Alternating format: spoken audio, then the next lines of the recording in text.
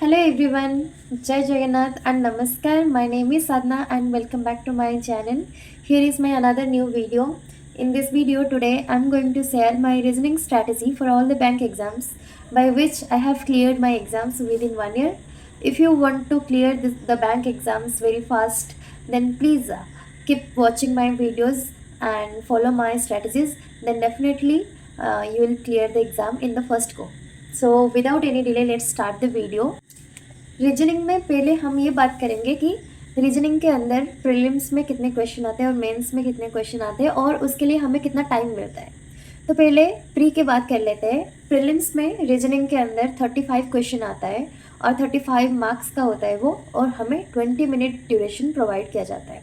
और वैसे मेंस में 45 क्वेश्चंस होता है और उसका 60 मार्क्स का होता है और हमें उसके लिए 1 आवर मतलब 60 मिनट्स प्रोवाइड किया जाता है। तो ये रहा प्रीलिम्स और मेंस में कितने मार्क्स के क्वेश्चन आते हैं और उसके लिए कितना टाइम हमें मिलता है। अब हम बात करेंगे कि प्रीलिम्स में और मेंस में रीजनिंग में क्या क्या आता है। ठीक है, पहले हमें ये जानना जरूरी है कोई भी एग्ज़ाम को अटैम्प्ट करने से पहले कि एग्ज़ाम में क्या आता है, मतलब सिलेबस क्या है। ठीक है, as always I have my notes for you.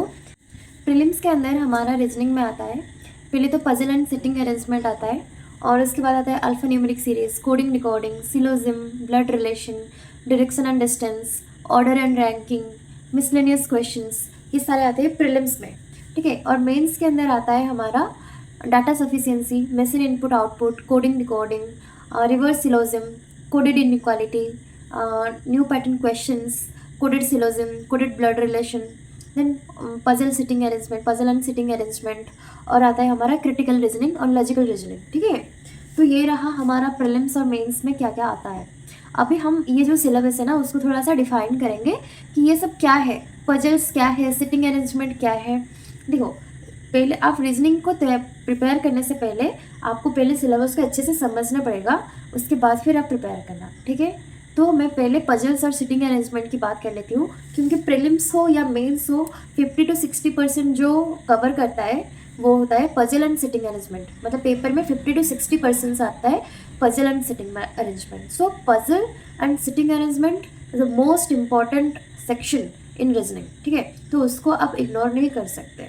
और पजल एंड सिटिंग अरेंजमेंट बहुत अच्छा लगता है करने में, ऐसा नहीं कि बहुत डिफ़िकल्ट सी चीज़ें, बहुत मज़ा आता है जब आपकी आदत बन जाए। पहले बहुत टाइम लगेगा, पर आप अगर लगातार प्रैक्टिस करोगे तो बहुत अच्छा लगेगा। ठीक है, तो पजल के अंदर क्या क्या आता है और सिटिंग अरेंजमेंट कौन से टाइप के होते हैं, मैं अभी उसके बारे में बात कर रही हूँ। तो पजल्स में हमारा आता है linear puzzle, uncertain puzzle, flat and floor based puzzle, month based puzzle, year based puzzle, कभी कभी मंथ और ईयर को भी एक साथ कर देता है वो, और उसके साथ week based means Monday Tuesday ऐसे करके आता है। डेजिग्नेशन बेस्ड मीन्स ऐसा एग्जांपल दे देगा, कोई भी बैंक के उसके अंदर पीओ है, क्लर्क है, ऐसे स्टाफ से एमडी है, सीएमडी है, तो उसके ऊपर पजल, वो है designation based puzzle, age based puzzle, ये सारे पजल्स आते हैं पजल के अंदर। अभी हम बात करेंगे कि सिटिंग अरेंजमेंट के अंदर क्या क्या आता है। तो सिटिंग अरेंजमेंट में जो जो सारे कैटेगरी के आते हैं सिटिंग अरेंजमेंट, वो है linear based, circular, rectangular, triangular, square based, ये सारे आते हैं सिटिंग अरेंजमेंट के अंदर। और उसमें भी नॉर्थ एंड साउथ ऐसे करके आता है। तो आपको जो पजल एंड सिटिंग अरेंजमेंट को पहले एक एक टाइप के बहुत सारे क्वेश्चन प्रैक्टिस करने हैं। देखो, पहले आप जब पजल ये सारे क्लास करने पड़ेंगे, ऐसे आपको स्टार्टिंग में आप अपने आप से नहीं कर सकते, डायरेक्टली क्वेश्चन पे जंप नहीं कर सकते। पहले उसका क्लासेस देखो और क्लासेस में थोड़ा सा सीख लो कि कैसे किस टाइप के पजल्स हो या सिटिंग अरेंजमेंट हो, उसको टीचर्स कैसे अटेम्प्ट करते हैं। मैं मेरी अगली वीडियो में पजल सिटिंग अरेंजमेंट के ऊपर भी वीडियो बनाऊंगी, तो आप उसको देख सकते हो। अगर आप चाहो तो दूसरे टीचर्स को भी फॉलो कर सकते हो, जैसे कि अंकुश लंबा सर वो पढ़ाते हैं, संजय सिंह सर पढ़ाते हैं, और भी बहुत सारे स्मृति मैम पढ़ाते हैं। आई एम सॉरी अगर मैं उनका नाम गलत बोल रही हूँ, आई थिंक स्मृति मैम ही है, तो उनका भी क्लासेस बहुत अच्छा है। बहुत सारे टीचर्स हैं, आप यूट्यूब पे बस ऐसे ही सर्च कर लो puzzle and sitting arrangement and reasoning, आपको बहुत सारे टीचर्स के क्लासेस मिल जाएगा, और वो भी बिल्कुल फ्री में। ठीक है, उससे आप सीख लो कि देखो, मान लो लीनियर पजल उसको कैसे करते हैं, flat and floor based puzzle को कैसे सॉल्व करते हैं। मैं आपको साइड में स्क्रीनशॉट लगा लूँगी हर एक टॉपिक का, तो आपको पता चल जाएगा क्या क्या आता है कौन से टाइप का पजल सिटिंग अरेंजमेंट आता है, तो वो पर्टिकुलर टाइप्स को आप सर्च कर लो यूट्यूब पे, आपको बहुत सारे क्लासेस मिल जाएगा। ठीक है, मैंने भी सारा कुछ फ्री में ही किया था, कोई पेड कोर्स नहीं लिया था, तो डोंट वरी, ये सब फ्री में अवेलेबल है। पजल सिटिंग अरेंजमेंट के बाद जो आपको प्री में आता है, अल्फा न्यूमेरिक सीरीज हो गया, सिलोजिम हो गया, ब्लड रिलेशन हो गया, डायरेक्शन डिस्टेंस, ऑर्डर रैंकिंग, ये सब के ऊपर भी ना आप एक एक क्लास कर लो। मतलब एक दो class is more than enough. Okay, आपको बाकी सारी क्लासेस की ज़रूरत ही नहीं पड़ेगी। बस एक बार आप कंसेप्ट को पकड़ लोगे, इनइक्वालिटी हो गया, उसके एक बार कंसेप्ट को पकड़ लोगे तो दूसरी बार आपको देखने की कोई भी ज़रूरत नहीं पड़ेगी। मतलब बहुत ईजी होता है, पर थोड़ा सा पहले समझना पड़ेगा कि उसका कंसेप्ट क्या है। ठीक है, सब कुछ सारा जो टॉपिक मैंने बताया उसको एक एक बार यूट्यूब पे सर्च कर लो, कोई भी टीचर हो उनसे सीख लो। मतलब मुझे जो अच्छे लगते हैं वो प्रीलिम्स के लिए स्पेशली, वो तो अंकुश लंबा सर है, उनके क्लासेस बहुत अच्छे लगते हैं और वो बहुत फ़नी वे में पढ़ाते हैं, तो मज़ा भी आता है, बिल्कुल बोर नहीं होते हैं बच्चे, और तो अच्छा लगेगा आपको। और मेंस के अंदर जो हमारा आता है पजल सिटिंग अरेंजमेंट, वो थोड़ा लेंदी होता है, तो ऐसा होता है कि कभी कभी हमसे वो बनता भी नहीं है मेंस के अंदर। तो मेंस के अंदर पहले जो मिसलेनियस क्वेश्चन है उसको करना बेहतर होता है। तो मिसलेनियस क्वेश्चन के लिए हमको प्रैक्टिस करना पड़ेगा। जैसे कि जो छोटे छोटे क्वेश्चंस होते हैं, एक छोटे छोटे पजल्स होते हैं, 1-2 मार्क्स का ही क्वेश्चन आता है, तो उसको भी बहुत अच्छे से प्रैक्टिस करना पड़ेगा। और मेंस के अंदर जो मेंस इनपुट आउटपुट आता है उसको बहुत अच्छे से प्रैक्टिस करना पड़ेगा, और कोडिंग डिकोडिंग को भी करना पड़ेगा, क्योंकि ये दो टॉपिक से बहुत सारे क्वेश्चन आते हैं, पर इसका प्रैक्टिस नहीं होगा तो वो काम नहीं, मतलब वो हम एग्ज़ाम में नहीं कर पाएंगे। और आजकल ना बहुत सारे टीचर्स जो मेंस इनपुट आउटपुट हो गया, कोडिंग डिकोडिंग हो गया, उसका ना फॉर्मूला वगैरह मतलब क्या कुछ वो बना के वो ऐसे बोलते कि आप रट्टा लगा लो। देखो ये गलती बिल्कुल भूल से भी मत करना। क्यों, देखो आप एक बार सोचो भी, मतलब वो जो वो सिखाते हैं ना वो यूज़लेस है, आप वो उसको फॉलो मत करो। आप हमेशा ना कंसेप्ट को सीखो, कंसेप्ट को एक बार सीख जाओगे तो कोई रट्टा लगाने की ज़रूरत नहीं, आप ऐसे ही कर लोगे। आप कुछ भी याद रख के जाओगे वहाँ पे वो काम नहीं आएगा। एग्ज़ाम हॉल के अंदर बहुत स्ट्रेस होता है, तो उसके अंदर वो दिमाग में क्लिक ही नहीं करेगा, वो आंखों के सामने होके भी ना आप उसको पकड़ नहीं पाओगे। So please don't waste your time in this things. Okay, use your times productively.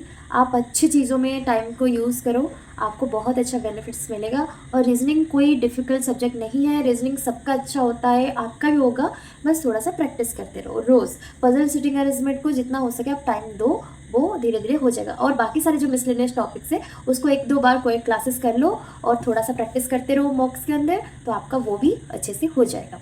और मेंस के अंदर जो सबसे इम्पॉर्टेंट है वो एक क्रिटिकल रीजनिंग, जिसको मतलब मैं तो बोल रही हूँ 70-80% लोग एग्ज़ाम में स्किप करते हैं।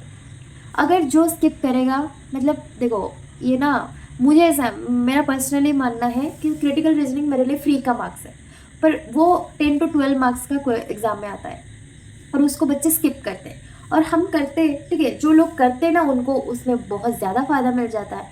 तो क्रिटिकल रीजनिंग में कुछ भी नहीं करना, वो कुछ स्टेटमेंट दिया होगा और उसके मतलब आपको ऑप्शन दिया होगा कि हाँ कौन सा स्टेटमेंट करेक्ट है या फिर कौन सा अप्रोप्रिएट है, आपको खुद से डिसीजन लेने पड़ेंगे। ठीक है, तो ये सब के लिए आपको इंग्लिश में रीडिंग करना बहुत ही ज़रूरी है। ये सब एडिटोरियल रीडिंग से, और आप कितना समझते हो, कितना डीपली क्वेश्चन को समझते हो, ये उसका मतलब टेस्ट है। तो ये तभी आएगा जब आप रोज़ रीड करोगे, रीडिंग की हैबिट बनाओगे। रीडिंग से आपका जो वो ना थिंकिंग लेवल वो बहुत अच्छा होगा धीरे धीरे, और उसके बाद आप क्वेश्चन को अपने आप ही करने लगोगे। और अगर आपको बहुत प्रॉब्लम है तो आप क्लासेस भी कर सकते हो क्रिटिकल रीजनिंग के, बहुत सारे टीचर्स पढ़ाते हैं। मुझे स्पेशली संजय सिंह सर का क्लासेस बहुत अच्छे लगता है क्रिटिकल रीजनिंग के अंदर, वो बहुत अच्छे से कंसेप्ट को समझाते हैं, तो आप उनको भी प्रेफर कर सकते हो। मैंने इंग्लिश के सेक्शन में भी बोला था कि क्रिटिकल रीजनिंग के लिए इंग्लिश बहुत ज़रूरी है, और सिर्फ क्रिटिकल रीजनिंग के लिए नहीं, पजल्स के लिए भी, सिटिंग अरेंजमेंट के लिए भी, क्योंकि पजल्स इतने बड़े बड़े लेंदी आता है जो क्वेश्चन आता है मेंस के अंदर। स्पेशली प्री के अंदर तो फिर भी ठीक है, पर मेंस के अंदर बहुत बड़ा बड़ा क्वेश्चन आता है। ऐसे अगर आप फर्स्ट टाइम एग्जाम दोगे तो आप देख के डर जाओगे, तो डरना नहीं है। अगर आपको रोज़ रीडिंग की हैबिट होगी तो आपको बिल्कुल भी डर नहीं लगेगा, आपको बहुत मतलब वो सब डुएबल होता है, बस लेंदी होता है। और एक बात मैं बताऊँ, देखो रीजनिंग के अंदर आप एक चीज़ समझो कि एग्जामिनर रीजनिंग के टेस्ट क्यों करवाता है हमसे, क्योंकि रीजनिंग बैंक में कहीं पर भी काम नहीं आता, तो फिर रीजनिंग क्यों आता है। मैथ तो कहीं पर आता है, इंग्लिश तो आता है, पर रीजनिंग कौन से मतलब किस काम का आता है। रीजनिंग ये चीज़ में मतलब काम आता है कि रीजनिंग आपकी माइंड की डेप्थ को मतलब टेस्ट करता है, ठीक है।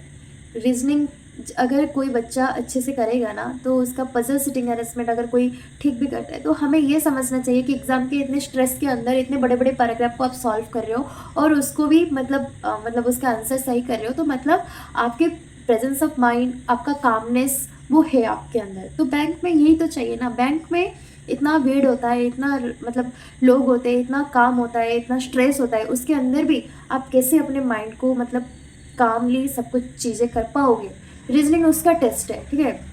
रीजनिंग कोई पढ़ाई से रिलेटेड, मुझे ऐसा पर्सनली लगता है और मेरा मानना भी यही है कि रीजनिंग इसके लिए ही हमें टेस्ट करवाया जाता है कि आपका पेशेंस कितना है, आपका माइंड का कंट्रोल, मतलब अपने माइंड को आप कितना कंट्रोल कर पाते हो स्ट्रेस वाला सिचुएशन में भी, वो टेस्ट करवाता है। तो reasoning is very important and वो बहुत मज़ा आता है रीजनिंग करने में।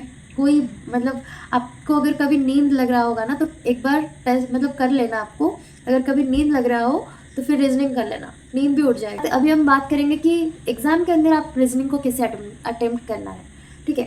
पहले देखो, पहले तो प्रीलिम्स के अंदर पहले इंग्लिश आता है, उसके बाद रीजनिंग आता है, उसके बाद फिर क्वांटिटेटिव एप्टीट्यूड आता है, या फिर ऐसे English then quant then reasoning आता है, ऐसे करके आता है। तो पीओ के अंदर ना आपको रीजनिंग के अंदर पीओ में आपको ये करना है कि पहले पजल्स और सिटिंग अरेंजमेंट नहीं करनी, पहले सारे मिसलेनियस टॉपिक्स करने, जैसे अल्फान्यूमेरिक सीरीज हो गया, सिलोजिम हो गया, इनइक्वालिटी हो गया, देन डायरेक्शन डिस्टेंस हो गया, ब्लड रिलेशन हो गया, ये सब को करना है। उसके बाद फिर पजल एंड सिटिंग अरेंजमेंट को करना है, ताकि आप अच्छे से कर पाओ। पहले से ही पजल्स को अगर आप उठा लो और उस पर कहीं पे भी आप अटक जाओ, तो वो इतना स्ट्रेस वो हो जाता है, क्रिएट हो जाता है माइंड में, आप बाकी पेपर खराब कर लेते हो।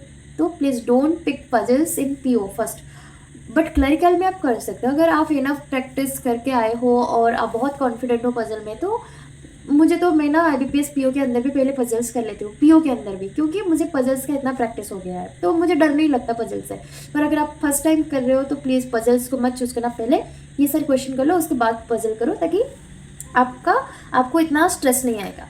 और मेंस के अंदर भी सेम, मेंस के अंदर पहले आपको मिसलेनियस चूज़ करनी है, ठीक है। उसको जो छोटे छोटे पजल्स है, जिसका मतलब 1-2 मार्क्स का पजल है, उसको चूज़ करनी है। मिसलेनियस टाइप को चूज़ करना है, उसको पहले करना है।